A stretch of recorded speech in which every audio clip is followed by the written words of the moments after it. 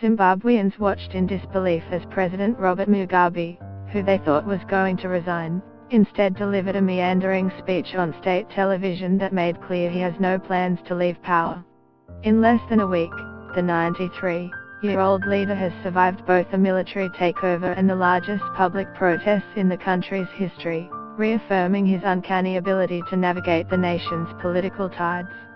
Zimbabwe's President Robert Mugabe defied expectations he would resign, pledging to preside over a ZANU-PF Congress next month even though the ruling party had removed him as its leader hours earlier.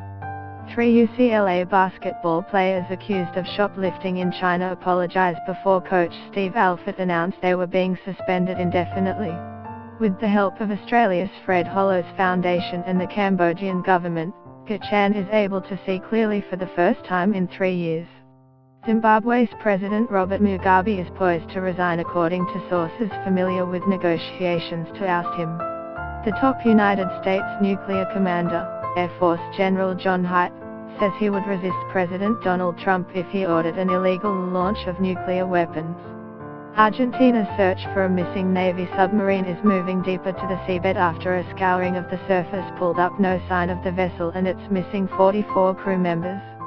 Tens of thousands of Zimbabweans flooded the streets of Harare in an extraordinary outpouring of elation at the expected ousting of President Robert Mugabe. Zimbabwe's President Robert Mugabe defied expectations he would resign, pledging to preside over a ZANU-PF Congress next month even though the ruling party had removed him as its leader hours earlier.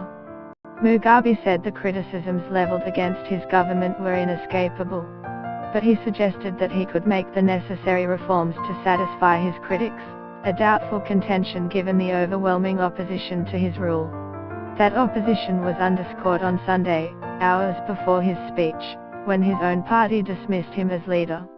The party, ZANU-PF, also told Mugabe that he must resign by noon on Monday or face impeachment proceedings. Those actions, unimaginable only a week ago, added to the groundswell of public support for the ejection of the world's oldest head of state. He is senile and obviously his faculties were beginning to deteriorate, said Christopher Musvegwa, a member of the ZANU-PF Central Committee, which voted to oust Mugabe from the party. Get the latest news and updates emailed straight to your inbox. By submitting your email you are agreeing to Fairfax Media's terms and conditions and privacy policy. Mugabe was placed under house arrest by the military last Tuesday, though the generals insisted they were conducting a coup. Huge protests followed, and it seemed by Sunday evening that events would finally bring about Mugabe's resignation. The state broadcaster announced that he would address the nation. Zimbabweans gathered by their televisions. Some news outlets reported that he was about to resign. People discussed how they would celebrate the beginning of a new era.